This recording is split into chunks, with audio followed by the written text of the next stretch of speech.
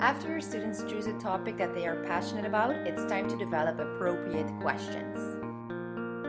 Each student needs to come up with a driving question. That question will drive students to discuss, inquire, and investigate the topic, and it pushes them towards a product or solution. It is important that the students are able to communicate what they want to learn about. Coming up with a good question can be tricky, especially for younger students. You should teach your students one basic rule about questioning. If you can find the answer to your question with a quick search on Google, the question needs some tweaking. You can also help your students by explaining to them that there are different levels of thinking.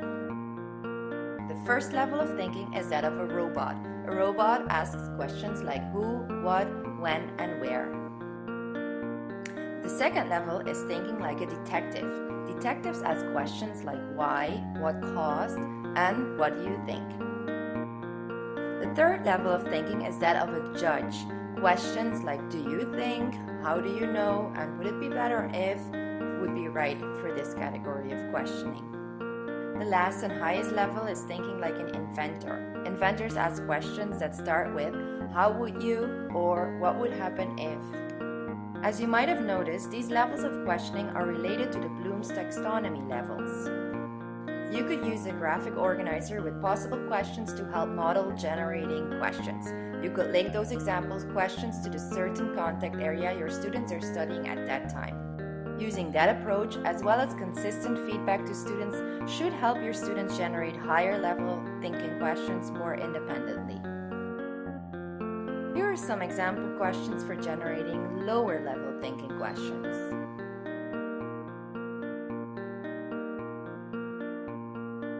And these are examples of generating higher level thinking questions.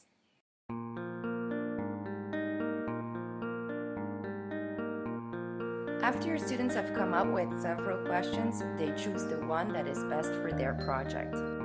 After that, they will write a proposal. They will explain what they want to do, and as a teacher you will approve it as it is, or you will help them develop a better plan. Of course, you should always keep in mind that it's their project, but especially in the beginning, they will need your guidance. The next step in the process will be researching.